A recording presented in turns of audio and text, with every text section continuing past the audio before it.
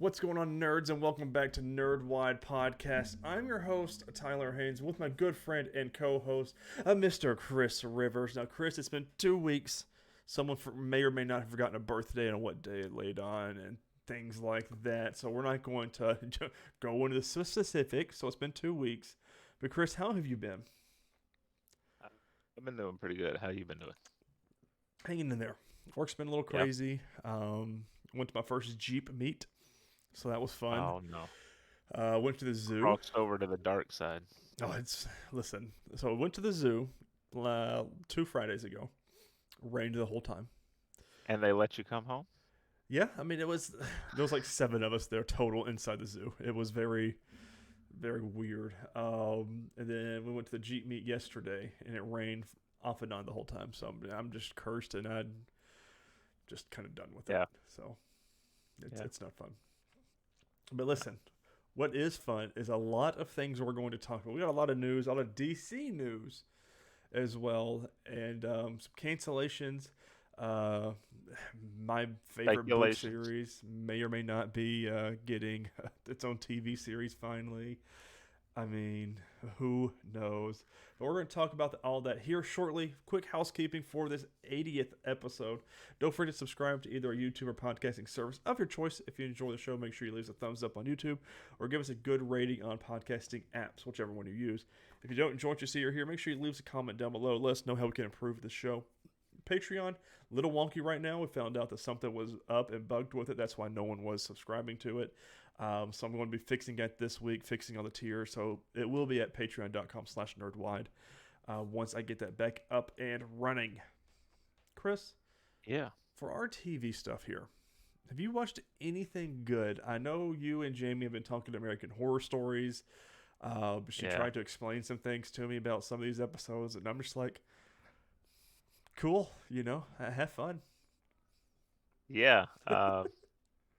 So since we last did the show, they've come out with episodes 2 and 3 of American Horror Stories. Uh, Episode 2 was pretty good.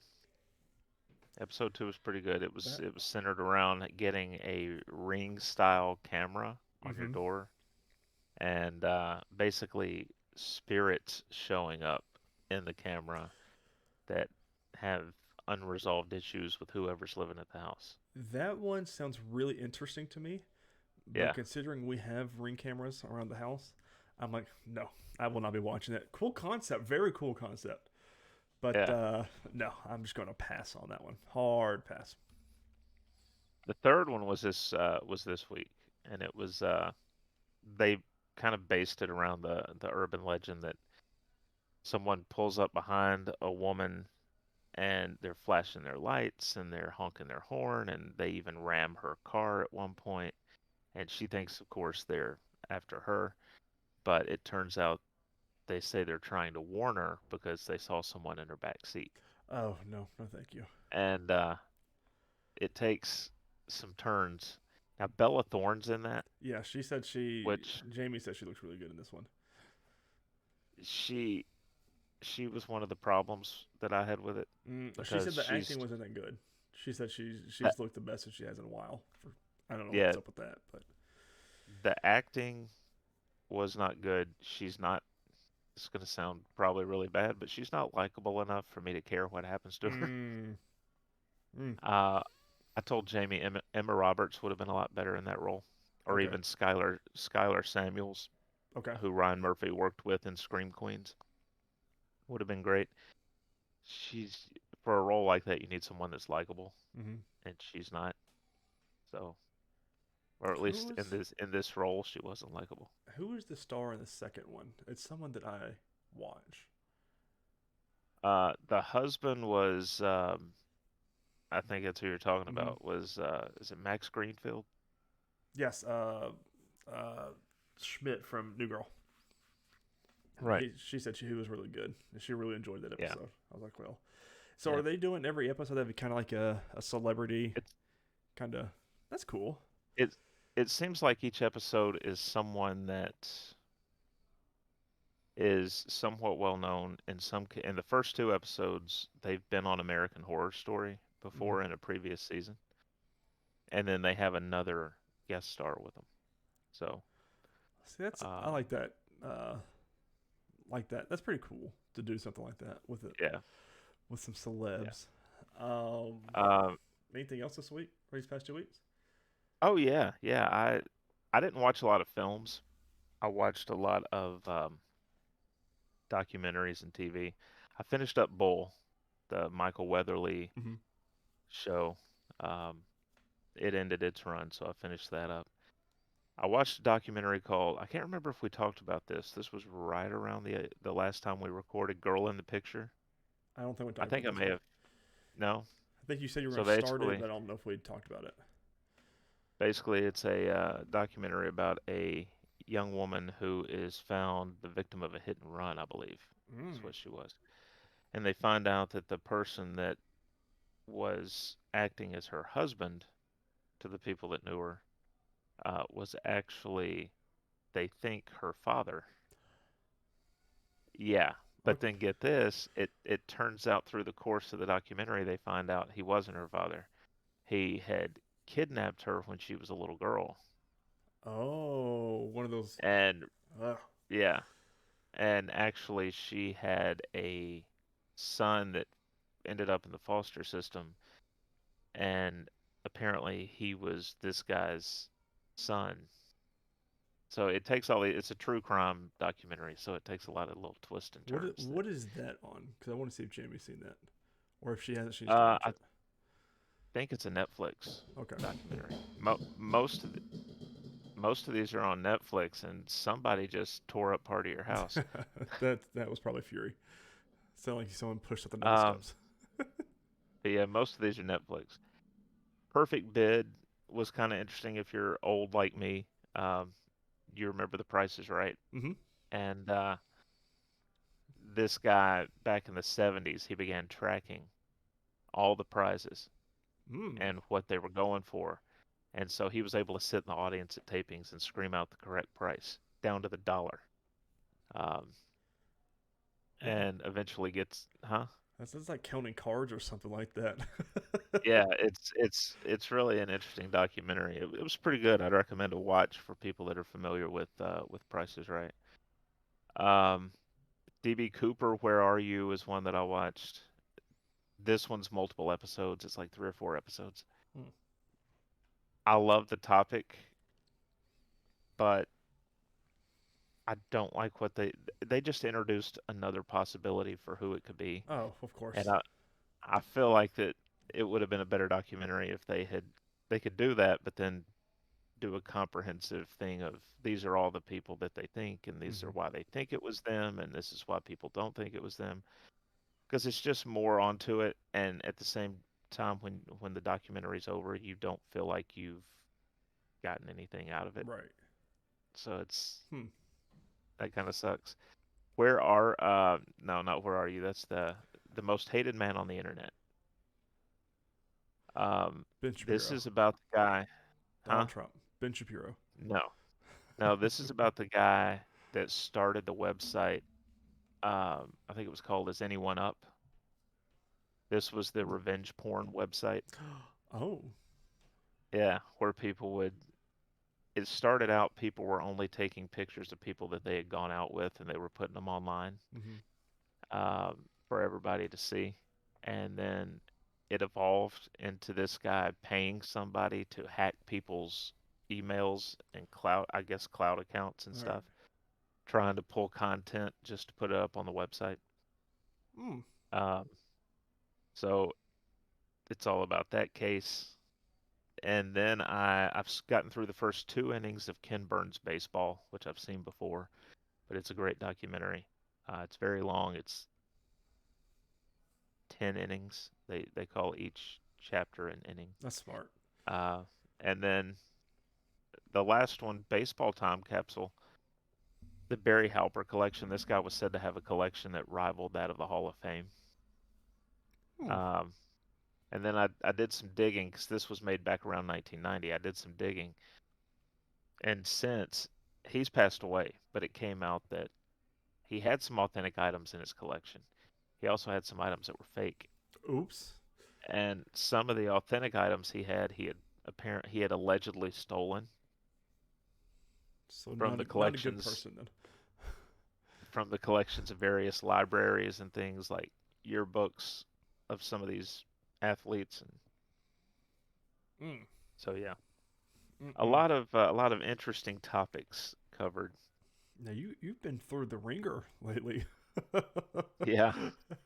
What I've have you been watching though, Tyler? yeah, Big Brother live feeds, Big Brother Oh episodes. Lord. When I haven't been What about watching Little Brother? those, do what? What about Little Brother? No, we don't talk about Little Brother. They're Oh, not talked about. It's kind of a hush hush kind of thing. that's okay. Gotcha. Um, Other than like I've watched a couple episodes of Boy Meets World because I watched the podcast rewatch, and then Smallville watching the rewatch for it. Um, I think that's and this It's Always Sunny. I'm doing the same thing, but I've also started Umbrella Academy Yeah. this most recent season. Dude, I'm telling you, it is good. Like it is on par with Legends of Tomorrow for me. It's just a more mature Legends of Tomorrow, but it still has that quirky funness that LOT brings. Hmm. And I think I've got 3 more episodes and I'm done with this season, so I should be finished this week. But again, it depends on when Big Brother people go to sleep and when they're awake and stuff like that. Right. I sound so creepy. I will say this on this everything I watched aside from obviously American Horror Story and the baseball stuff, everything else is on Netflix. Okay. So I'm gonna text Jamie about girl in the well, not tell Jamie about girl in the picture. So, but Chris, let's talk about some fun news things. We've got some stuff coming from DC, Disney, Witcher, Santa Claus. We've got a whole lot of things here. I want to start off what I'm really excited about. A live action Aragon TV series is in the works. Now, I've talked about Aragon before. I don't remember in what context I've talked about it on the show. But for those who didn't listen, the Aragon series or the Inheritance Cycle is one of my favorite books ever written by Christopher Paolini. And you can actually see them on my shelf. They're right here. And I've actually got an autographed copy from Jamie. She got me from the author for the first book.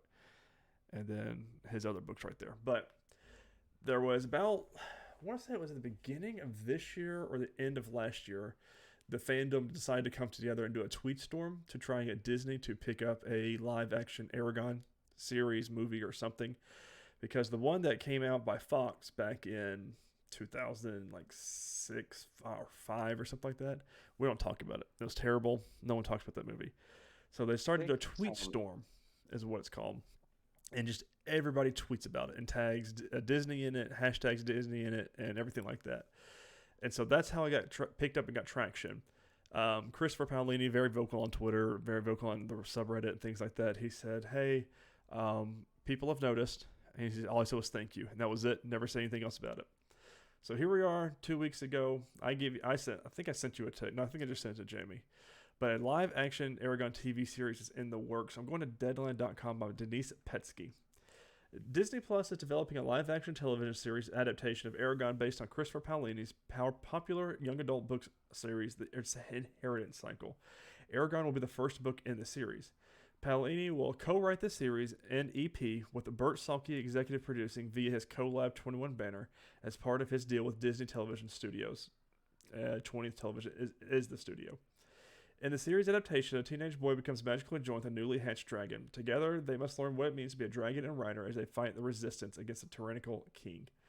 Quote, "This has been a long time coming," said Paolini in a blog post. "I can't tell you how many conversations, meetings, and messages were needed in order to reach this point, and we're still just at the beginning. However, none of this would have been possible without everyone who has read the books, supported the tweet storms, and participated in this fandom over the years. So a huge thank you from me to every allegation out there. You brought the thunder." So, I can't wait, and I want to have some part of it somehow, some way. If I have to find extra castings, if I have to go to wherever they're filming, just to stand there and be, some guy that you can't recognize, far off on the screen or something. I just want to be there and be a part of it. So I'm hoping for Atlanta is where they film this. That's what I'm hoping for. I want to say you have mentioned this on the show, and I want to say that it was someone in the cast we were talking about, Mm. and you referenced it. I can't wait. I about cried when he tweeted that out. I just got off of work, And I saw that tweet, and I was just... anyways. Next news story here. The Witcher Season 3 pauses filming after Henry Cavill breaks his other leg. I'm kidding. He tested positive for COVID, so they suspended filming for a little bit. You know, last season he broke his leg. The season before that, I think someone else got COVID or something. Must be something to do with people that play Superman, because... Not doing well. I don't know. Next news story here. There's another uplifter. Bernard the Elf is back with David Krumholtz set to reprise his role in the Santa Clauses. Going to Variety.com by Carson Burton. The Santa Clauses, the Disney Plus limited series continuing the Santa Claus franchise, is bringing back David Krumholtz in the role of Bernard the Elf, Variety has confirmed. Krumholtz is reuniting with fellow The Santa Claus actors Tim Allen and Elizabeth Mitchell in the new series. Allen and Mitchell are set to reprise their roles of Scott Calvin in Santa Claus and Carol Calvin in Mrs. Claus, respectively. In both the 1994 film The Santa Claus and its 2002 sequel The Santa Claus 2, Bernard serves as a head elf of Santa's workshop. A stickler for getting things done on time, Bernard can tend to being a grumpier, less cheerful elf, but he does it all to keep the other elves on task and productive. Awesome. Mm-hmm. Yeah. God, I can't wait to watch that at the end of this year. No, that's next year. I guess when it comes out, we'll review it, huh? That's my game plan. Listen, I've got the collection. I got it all for Black Friday last year, and it's my favorite Christmas go-to movies. Next one here is for Marvel. I Am Groot takes place between the events of Guardians of the Galaxy Volume 2 and its post-credit scene. I'm going to comicbook.com by a guy named BD.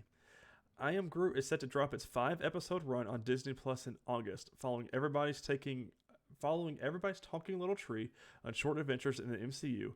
Unlike other animated projects from Marvel Studios, the I Am Groot series is set in the main timeline and universe of the Infinity Saga. With Groot having appeared in 5 Marvel titles so far, the window of time where he was Baby Groot with Untold Stories is where the team found an opportunity to use these short films. Quote, it's a narrow window, right? It takes place actually between the end of Guardians 2 and before the tag scene in Guardians 2. So it's in a narrow window there. Groot in that kind of post-toddler stage of development, Marvel Studios head of streaming Brad Winderbaum told comicbook.com in an exclusive interview. Quote, and it was something that really excited James Gunn also. James also knew Kirsten's work and was excited about working with her as well. So, now we know when that takes place. We've always kind of wondered. Or at least I did.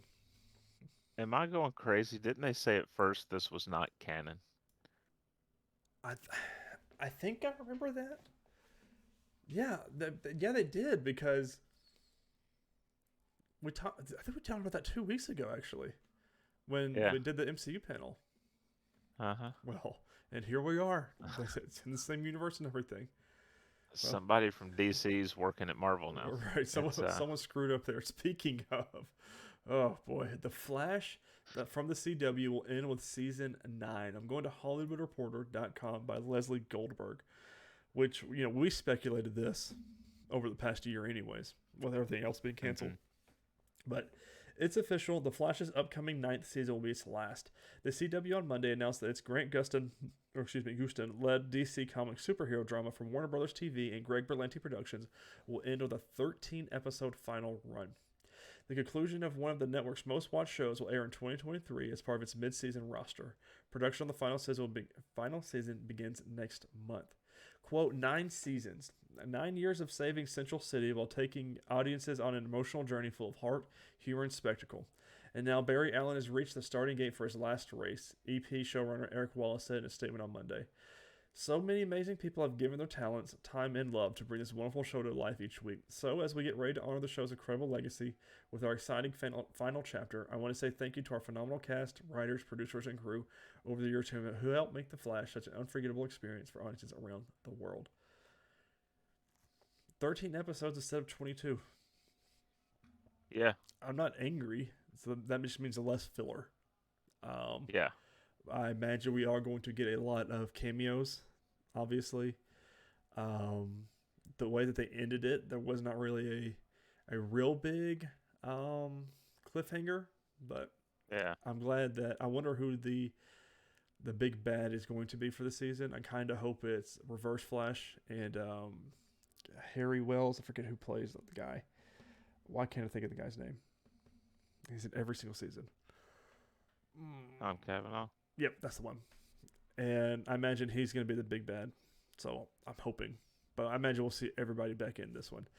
But which brings up to my tweet that got tweeted out by Discussing Film when this news dropped. The Flash series finale will release on the CW a few weeks before the quote the Flash film releases in theaters on June 23rd, if that comes out, which it's another story regardless. The film was originally announced just a week after the Flash premiered on the CW in 2013. So it ends before the film even comes out, June 23rd. And it was announced the week after the show premiered. Right. What a world. Speaking of CW, Stargirl Season 3 will premiere Wednesday, August 31st. A little bit of MCU Moon Knight news here. Moon Knight director Mohamed Daib and Oscar Isaac are currently in Cairo working on Moon Knight Season 2. Again, that has not been announced yet. But the fact that there was someone in a boat with them in Cairo, and she just asked it was a TikTok, and she goes, "Oh, Oscar Isaac, Mohammed, what are y'all doing here?" But no, she said, will there be a Moon Knight Season 2? And they said, why do you think we're in Cairo? And that was it. That's the TikTok ended. I said, oh, oops. So I mentioned Kevin Feige said, hey, we were waiting till D23. Yeah. So, oops. But here we are. And the last one here is a bit of a longer one, but it is something that we've talked about previously as well. HBO Max and Discovery Plus will merge into a single streaming service starting summer 2023. I'm going to WashingtonPost.com by Andrew Jong for this one. Warner Brothers Discovery will merge its HBO Max and Discovery Plus services into a single streaming platform as part of a plan to hit 130 million paying subscribers by 2025 in the highly competitive market. The streaming merger, announced Thursday by the recently formed media conglomerate's chief executive David Zaslav, however you pronounce it, during a quarterly earnings calls, means Warner Bros. Properties such as Harry Potter series and the sitcom Friends will be available alongside Discovery shows like Deadliest Catch and Worst Cooks in America. Warner Bros. Discovery will also develop a 10-year plan for its DC Comics. Put a pin in that because we're going to come back to it. That includes Superman and Wonder Woman, similar to what Disney did with the MCU, Zaslav said. So, the HBO Max and Discovery Plus merger aims to cut subscriber losses with a broad offering that has, quote, something for everyone in the household, said John Briac-Perietti, Warner Bros. Discovery's global streaming chief.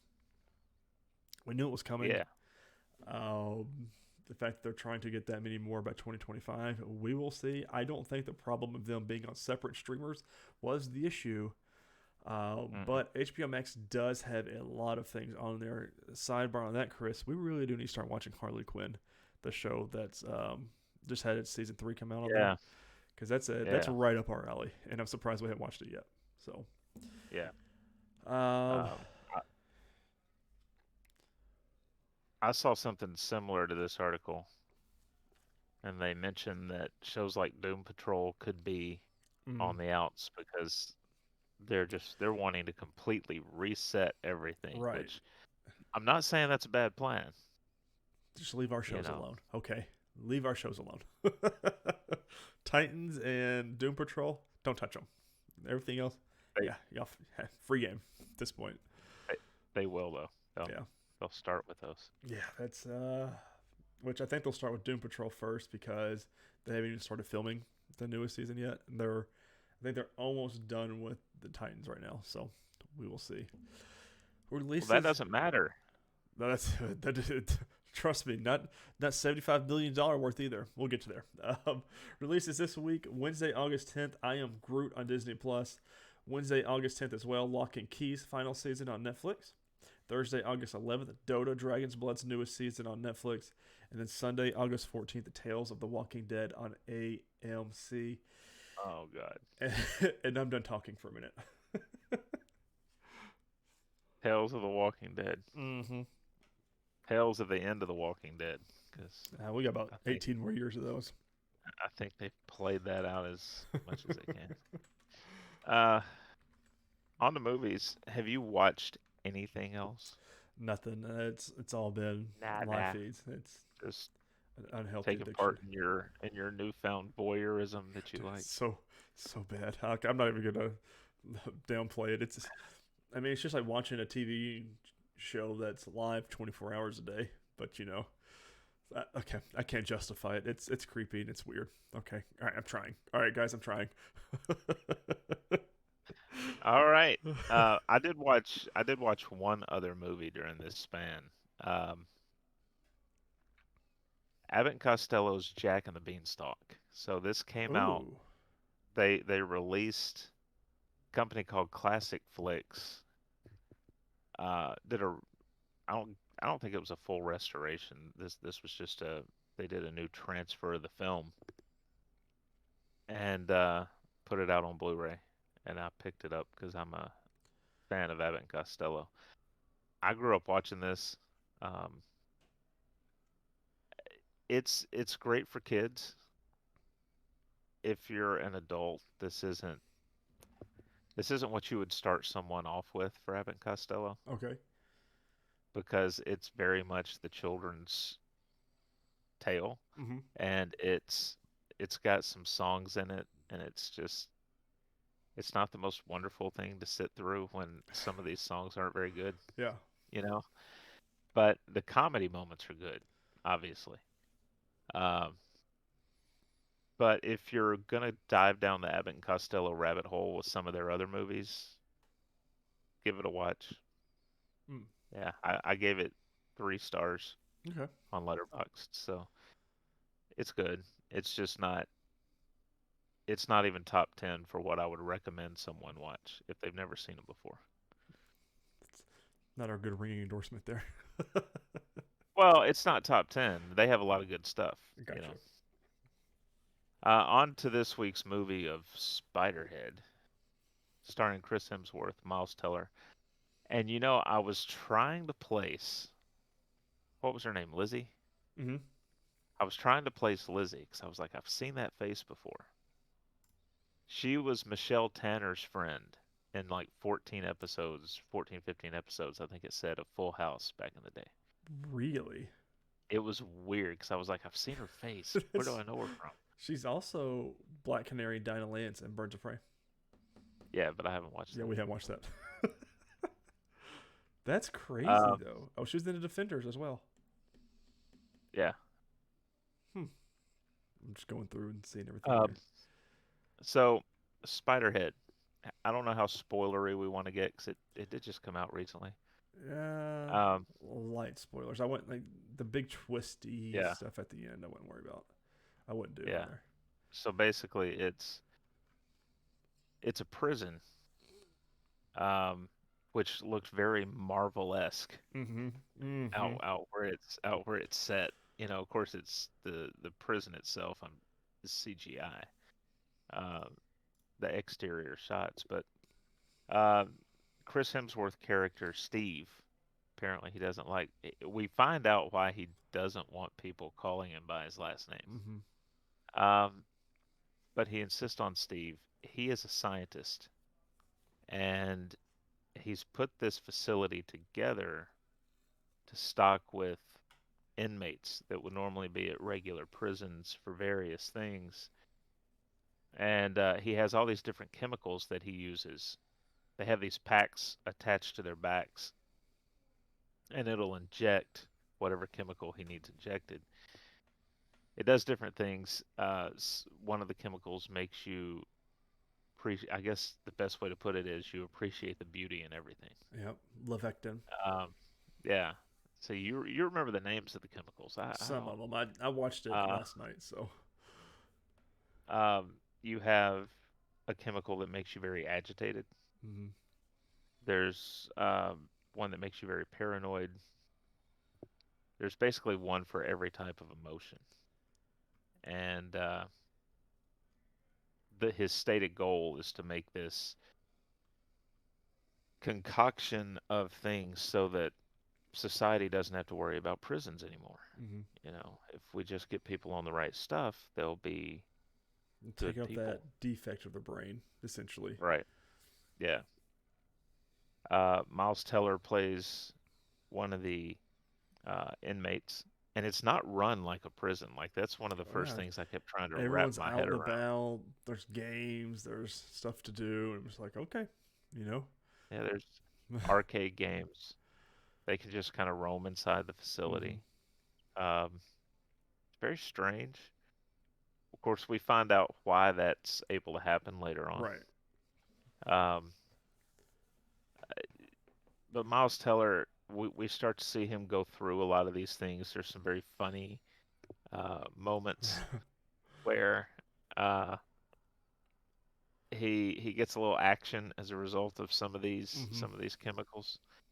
I A was couple very happy times. for him. Yeah, I was very happy for him the first time. The second time, not so No. much. I was like, what? The almost third time, I was laughing. He said, "No, Yeah, no, no, no, no. yeah, I asked for cream. Y'all didn't give me any cream." yeah.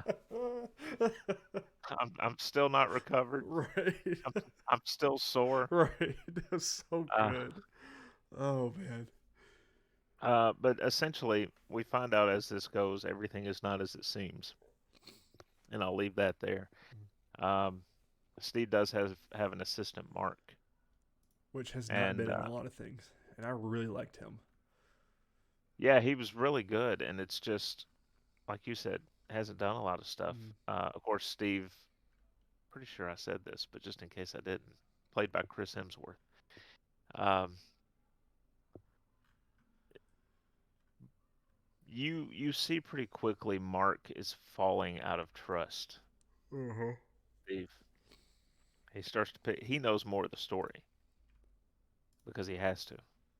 Um, but everything kind of works out in the end in its own way. I did like the special effects. We see why Miles is in prison, and I love the special effect of him. I'll just he crashes a car. Oh, his Oh that was creepy, like yeah, eerily creepy, like to the point like you could tell it was CGI, but it was really well done CGI. yeah, And I was like, yeah. oh, but and trust me, they I showed was us a like, couple more times after that first one. I was like, oh, yeah, okay, you're not letting me forget this. no, no, but it looked very realistic Mm-hmm. as to how the human body would react in that situation. Mm-hmm. Not so realistic that he would just wake up and be Yeah, be fine. able to walk and move and everything, because there was a lot of broken things there, and he I just kept doing it. I guess their reasoning was his character had a lot of alcohol, so maybe he was just so limber Yeah. Or that he, you know, this is post Mr. Fantastic, and Miles Teller is still bendy. So. that too, that too. Oh. Um, I would recommend this. I would definitely say people check it out. I did give it 3 stars just because there's some questions that I have Mm-hmm. uh, that involve oversight of a facility like this. I just don't think it's No guards, nothing. yeah, No. it's not very logical. Uh, Uh, I don't think that we'll get a sequel, but knowing them, they'll probably do it. right. No Netflix. I What do you think? I liked it. Didn't love it. It was great. I just Chris Hemsworth plays certain roles better than others, and the scientist, kind of smart alecky. Like I just don't feel like he was directed that well. In certain scenes, same thing with Miles Teller. There were certain scenes with him. I was like, didn't work for me there. But it was an okay movie. I gave it 2.5 stars. It was real good going up until what point was it? Um, the first instance of I-16 or I-19, where he had to make a choice. Like that's where I felt like it started to tumble down a little for me. Even Uh, at the end, I was like, okay. And then we get the big reveal, and I was like, all right, that makes sense. And then I felt like I think it just happened too quickly for me. Like I don't feel like it was fleshed out as much as it should have been. Like we only have like 3 or 4 different set pieces that they worked with this whole movie, and I was getting kind of yeah, bored of the one room that they always were in. Um, But it was definitely an eerie, creepy movie. Makes you think. The the big twist has been done before, and it definitely felt like a MCU villain or a DC villain um, prologue to like a Justice League movie, which was really cool. I like how they kind of did it. But yeah, 2.5 stars for me. If they do a sequel, I could see it and how they would do it. I don't know if Yeah, they will, but I could see it happening if they do. I don't want one. Yes, I don't think it needs one. No, I, no, it definitely doesn't. I did like the exchange. I won't get into details, but I did like the exchange where Mark gets the key. Not Mark. Um, Jeffe, I, Hefe, Jeff, was it Jeff? Jeff. Yeah, That get that's. that gets the key to the pantry. Oh, Dave. Dave. Yeah, yeah. That was good. It's okay. Okay. Uh, but yeah, definitely it's a good movie if Uh-huh. you're looking for something to put on it's got a little bit of action. A little bit of a The thriller story keeps F. moving. Yeah. Yeah, it's definitely worth a watch. Um, Hemsworth's enjoyable in it. Like Yeah. I don't think he's not bad. It's No, I just don't think Chris Hemsworth's bad. It was just like some of the directing choices that they had him do things in. It was a little weird for me. yeah, But no, Chris Hemsworth. I mean, I could watch him play in anything really. But yeah. there was a He's there was a scene at the end. I think I'll probably wait and tell you after the show. But it wasn't very believable for me. No, I'm just gonna say yeah. there was a fight scene, and it was not believable to me that a DUI case knew how to fight and fight well. I was like, I don't. These are like some action spy high level moves that you're pulling off, and I'm just not buying it. But other than that, No. it was Now if they had said his character was had that accident while he was home on leave from military or right. something, Yeah, you could I would have that little believed it. bit of There was definitely some yeah, spec out. She was doing all the stuff you see in the movies, like action movies. And I'm like, this, nah, this dude was just drinking and driving, and yeah, this isn't very believable. yeah. And it could be that a scene like that existed and they cut it. Yeah. Who knows? So you're at 2.5. I'm at 3. Um, Next week we're gonna watch Uncharted. I'm so excited about that one. It was a surprise drop. Yep. Good old Netflix said, hey, we'll put it here. Yeah, let's just drop this with no warning. All right, let's get to news here. First up from the Hollywood Reporter and Boris Kitt. Avengers: The Kang Dynasty to be directed by Shang-Chi filmmaker Destin Daniel Cretton. The fifth Avengers movie is one of two that will close out Marvel's Phase 6 set of movies. It says, since the climactic wrap-up of 2019's Avengers Endgame, which closed a chapter of the Marvel Cinematic Universe known as the Infinity Saga and grossed almost $2.8 billion worldwide, Marvel Studios is focused on introducing new heroes and pushing ahead with sequels starring some of its top characters. But, as revealed by Kevin Feige at Marvel's Saturday presentation at San Diego Comic-Con, the Avengers are assembling once again with back-to-back movies set for 2025. Um, that's really all we know right now. Yeah. It's. I'm really But surprised though. I mean, we've got what 3 years from now, and they've already got their director for that movie, which phenomenal job with Shang Chi. Like Shang Chi yeah, did great this past year, and I'm like, yeah. I mean, I'm all for it because I think he's going to do a real good job with it, especially if Shang Chi's involved. So, I'd like a Shang-Chi too. mhm. But so, yeah. Yep. All right. Next up, also from the Hollywood Reporter, this one's by Aaron Couch. Ben Affleck is returning for Aquaman and the Lost Kingdom. Now I he's going to be thought an this Amber. guy did not want to be Batman anymore But he is in every damn movie. Why? He got married to Jennifer Lopez, and he needs more money. Right. You see the ring? I Yes, mean, good lord. no, I figure he's coming back to take Amber Heard's spot. Don't tempt Uh, me. This is Jason Momoa revealed Bruce Wayne is back for the Aquaman sequel. We don't even know if the Aquaman sequel's back, to be honest, with Right. everything they're doing over there. That could change. But it says Arthur Curry and Bruce Wayne are reteaming with Jason Momoa, revealing Justice League co-star Ben Affleck will appear in Aquaman and the Lost Kingdom. Momoa revealed the news on Instagram on Thursday after fans on a Warner Brothers bus tour apparently caught wind Affleck was there filming with him. How? You know, again, I know we compare the MCU and the DCEU a lot, right? MCU, we had no idea about a lot of those cameos. Like Spider-Man, for example. No idea.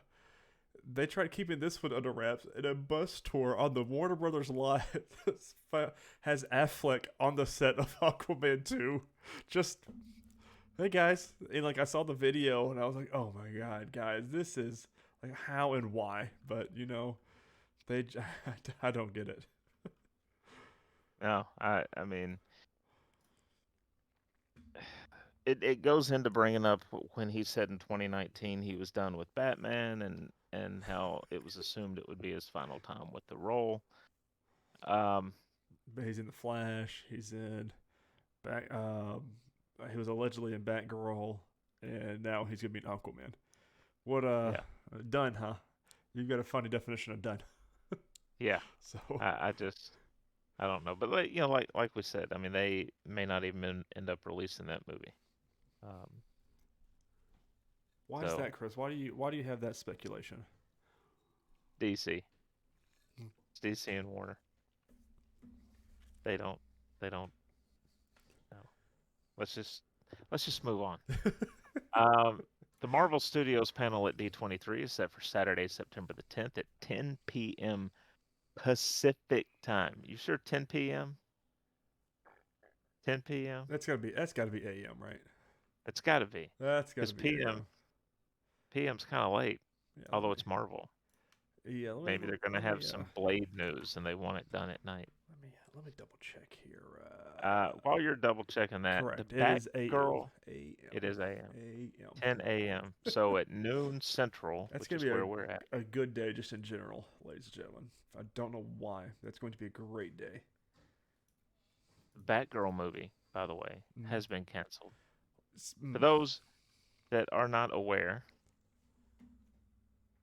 Warner Brothers just keeps teeing up all kinds of stuff. This is also from the Hollywood Reporter's Aaron Couch. He has details behind the cancellation. It says on Tuesday, Batgirl filmmakers Adil El Arbi and Bilal Fallah were in Morocco, where they'd recently celebrated El Arbi's wedding at a bash attended by guests such as their Bad Boys for Life star Will Smith. They just had to throw Hopefully that in he there. didn't. Hopefully he didn't slap anybody. Right. And I did hear he apologized though. Yeah. So. In the afterglow of the happy occasion, they received the stunning news their upcoming DC film Batgirl would be shelved, despite it being deep into post-production ahead of a planned HBO Max bow. The filmmakers are said to have been given a heads up shortly before articles circulated online. It does get into how it was a casualty, and is this the? Let me double check. That Yeah, statement's the same one I sent you. okay.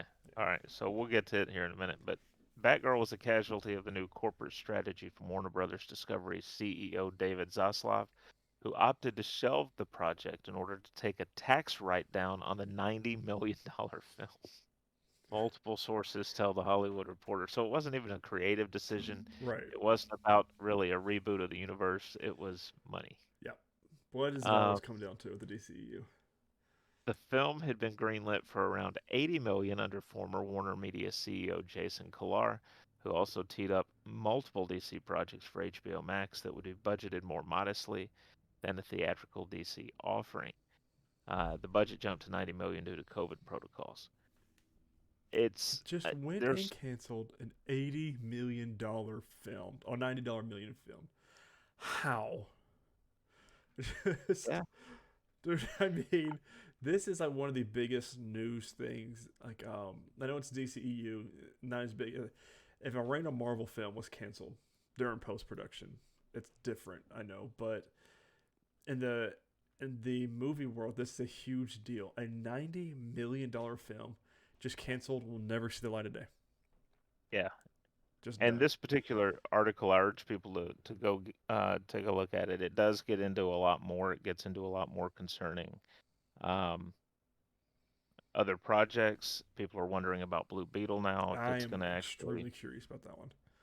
Um, it does also kind of get into some more of the Batgirl stuff um, in terms of we get a little bit of who was in it.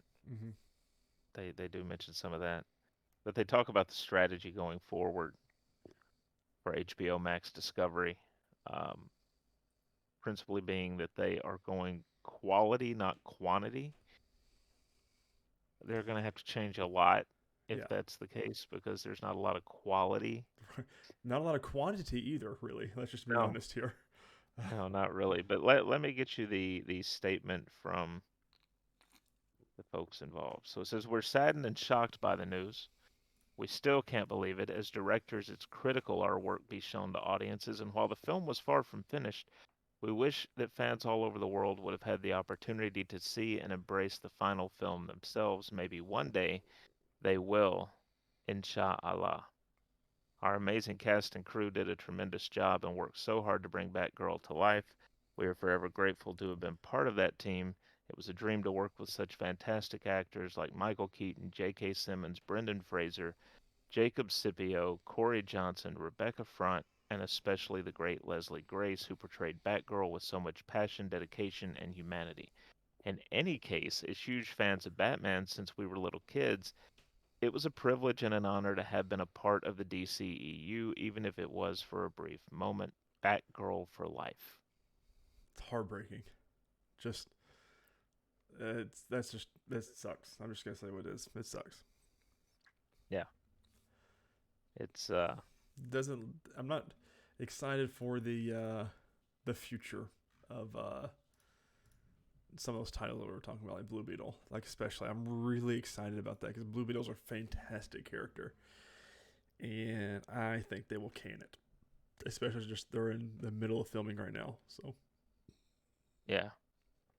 Mm. Also from the Hollywood Reporter, also involving DC, from Aaron Couch and Pamela McClintock.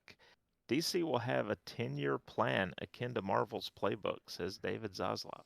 We'll see. You can have all the plans you want, but Right. if you don't have the right people to carry it out, it's not Or going just to matter. cancel your movies either. So. Um, yeah.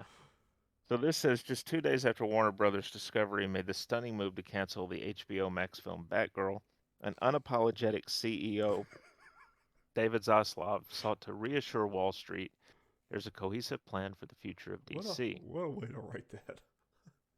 Unapologetic. Uh, unapologetic. Just did it. What are you gonna do about it? He said, "You look at Batman, Superman, Wonder Woman, Aquaman. These are brands that are known everywhere in the world," Zaslav said during an earnings call Thursday. Notice he didn't mention the Flash. Correct. Uh, He knows what he's doing. we have done a reset. We've restructured the business where we're going to focus, where there's going to be a team with a 10-year plan focusing just on DC. We believe we can build a much more sustainable business. All right, that's the end of his quote, and they go on to say DC has long wished to emulate the success of the Disney-owned Marvel Studios, which Kevin Feige's built into the highest-grossing film franchise in history. Um, Zaslav recently brought Feige's former boss, retired Disney film chief Alan Horn, on as an advisor. During the earnings call, Zaslav suggested DC would try to emulate the Marvel playbook. Um, this is where he says, as part of that, we're going to focus on quality. We're not going to release any film before it's ready. DC is something we can make better. That I'll agree with. Yes, I was about to DC, say not far to not much more lower no, you can get, you know. the the bar to get over there has been buried 10 feet underground. You just have to walk across it. Oh man. Um,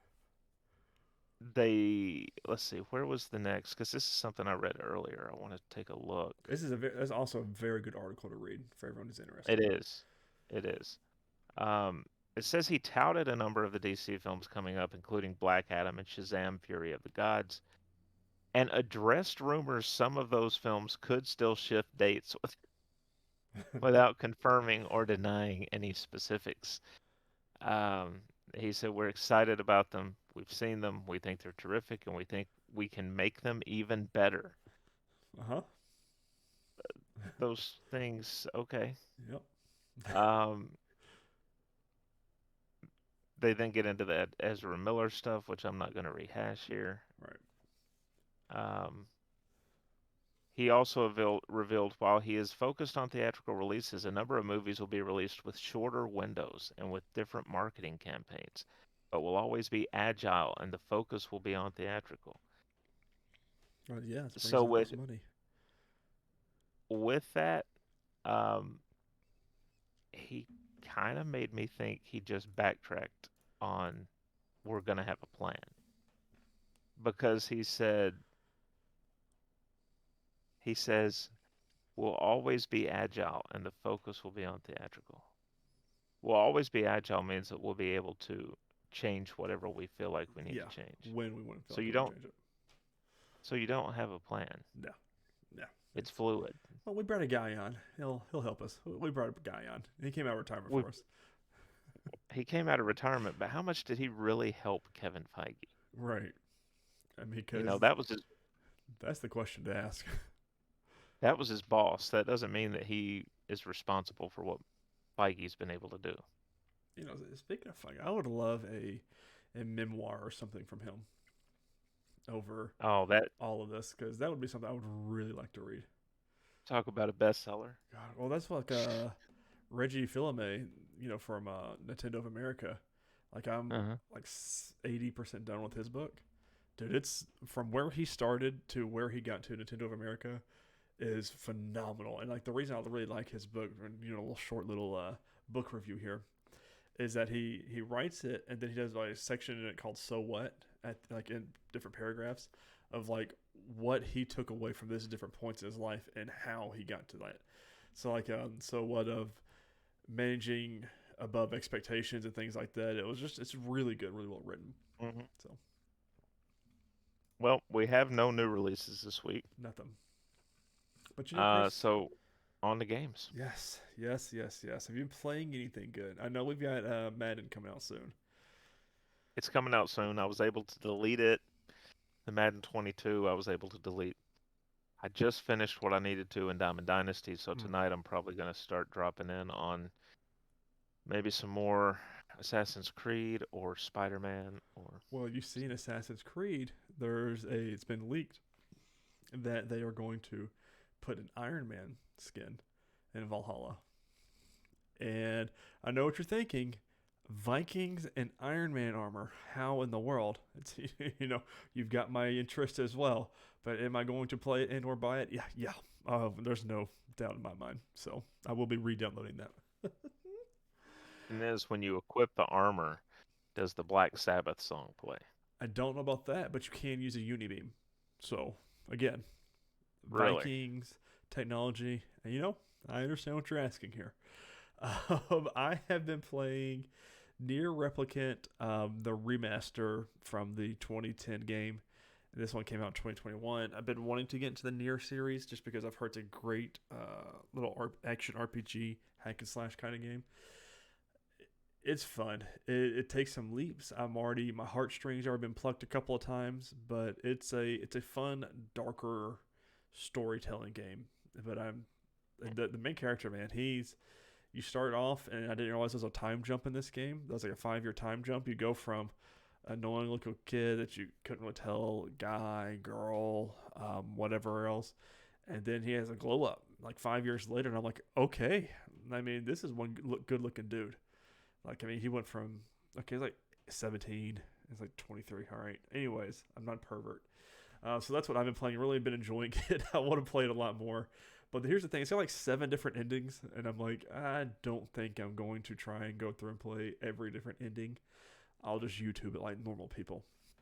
Uh, quick news here. GTA 6 has a playable female protagonist, and the game will be set in Vice City. I'm going to GameSpot.com by Eddie McCooch. GTA 6 will feature. I'm sorry, what? Yeah, McCooch, whichever. Depends on part of the country you're from. Grand Theft Auto 6 will feature a female protagonist that takes place around Miami, aka Vice City, according to a new report. Bloomberg reports that a Latina woman will be one of the two leading characters in the game, and the story is influenced by the infamous bank robbers Bonnie and Clyde. The report also suggests that the original plan for GTA 6 was for it to be more vast in size than any GTA game before, with early designs pointing to a map that could cover large swaths of North and South America. At the time, the project was reportedly codenamed Project Americas. However, management elected to pare things down to focus on one city in particular, a fictional version of Miami, along with its suburbs. None of this is a total surprise, as leaks and rumors suggest that GTA 6 will return to Miami, called Vice City in GTA's world, and feature a female protagonist. Trying to see, I don't think they mentioned it here. Here it is. They didn't. As for when GTA 6 might be released, the report said development on the title is progressing slower than some developers expected. The pandemic caused production delays, the report said, but another factor causing the slower development was due to the changes at Rockstar to help improve culture and working conditions. Additionally, the design department was said to have been reconstructed to help workers avoid excessive overtime. Awesome. With all that in mind, developers told Bloomberg that GTA 6 is probably at least 2 years away, putting its potential release date at some point in 2024 at the soonest. So they don't know yet who's going to be cast in the role. Correct. If they haven't said anything yet. So I imagine they'll come out once the trailer is out. Because they're not DC and they don't spoil stuff. Right. Just from a random press tour to someone doing a Warner Brothers tour. PlayStation Plus monthly games have been released. Yakuza Like a Dragon, it's a great game, by the way. Tony Hawk's Pro Skater 1 and 2, also a great game. And Little Nightmares, another fantastic games. Ladies and gentlemen, notable new releases this week. 2 Point Campus for everything, August 9th. Marvel Spider-Man Remastered for the PC. And Voyage for everything will be, besides PC, will be August 12th. Ladies and gentlemen, that has been your 80th 1 through 80. We've had 80 episodes of this show. 100 is right around the corner. It's been, some good stuff. 80 episodes. I was stroking out for a second. Anyways, ladies and gentlemen, thank you all so much for listening and or watching this episode of the Nerdwide podcast. Don't forget to subscribe on whatever podcasting service you're using. Don't forget to subscribe on the Nerdwide podcast YouTube. Hit the bell down below. Lets you know every time a video goes live. If you're on podcasting services and want to know when it goes live, go to our Facebook on Nerdwide Podcast. Search us in there. Follow us. You'll see when the episode pops up. Or our Twitter at nerd_wide. Twitter, you follow us individually at Ty_Haynes for myself and Chris at MavTN7. As always, this has been the Nerdwide Podcast. And thank you so much for watching and listening. And we cannot wait to talk to you about everything next time. See you then. Later, guys.